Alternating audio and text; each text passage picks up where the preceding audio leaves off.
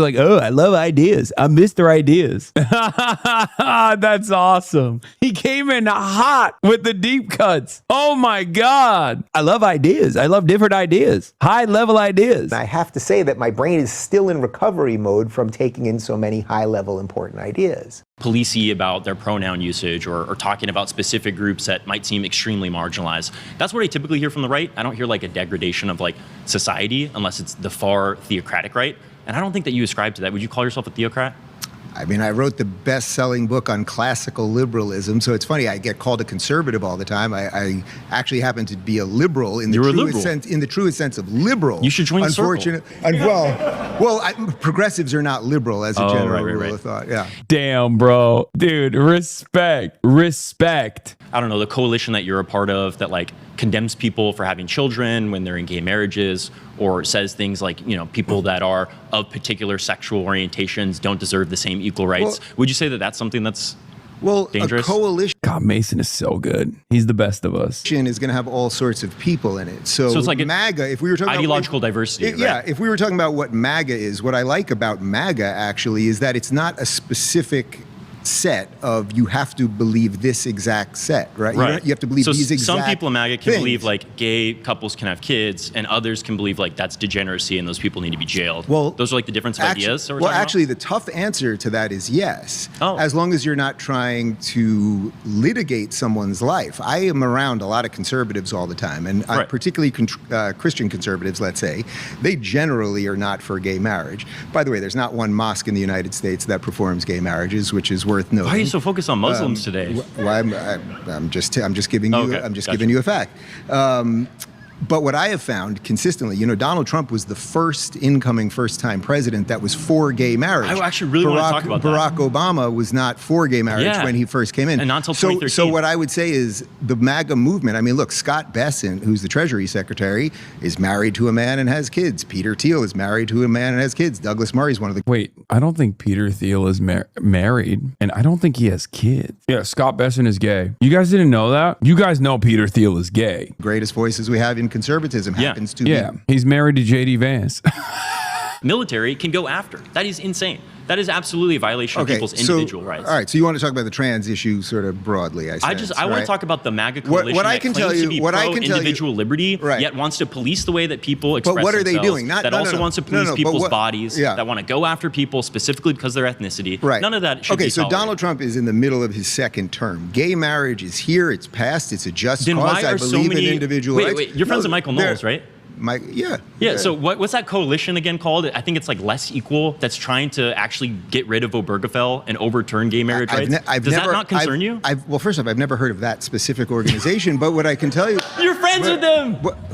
I mean, that's a real initiative. I don't know why you're, as a gay man, not more worried about that. As a gay MAGA man, Dave Rubin's life is just a sequence of humiliations that he has to withstand too. Mason L right here, it's called Greater Than. Michael is part of, I just don't know what you're talking about. But what I would look it up right now. What I would it's say called is Less Than. No, and it's Lila Rose, Michael Knowles. I think it's what's that guy's name at the Daily Wire, the head one? L. You didn't get the fact check. You didn't get the Straight Arrow News fact check, Mason. Big L, Mason. You hooked us in with the ideas mentioned though. That was awesome. But okay, but that's not Donald Trump. I understand that you want to go away from this. No. That's topic. not Donald Trump. That's not the head of the party. I have friends well, first off, Michael and I are friends, but there is a cap on our friendship. What is this? There actually is. Friends with someone who doesn't want you to be in love, my man. He doesn't want me to be in love. He's had dinner at my house with his wife. My husband cooked for him. That's against God. So I want to have a word with him. But think about what you're saying. Dave, think about what I'm saying. But what I want to say your name. Wait. Hold on, champ. Dave Rubin's life is just eating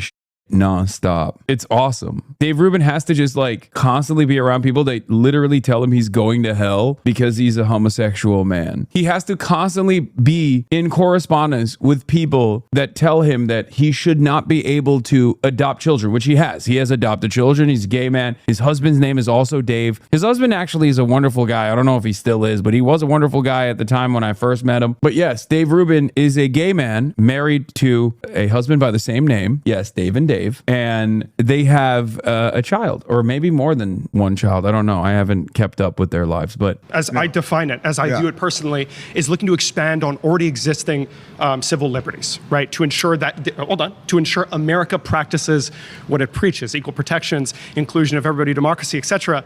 So it's not a policy prescription; it's a social prescription. Donald Trump is president.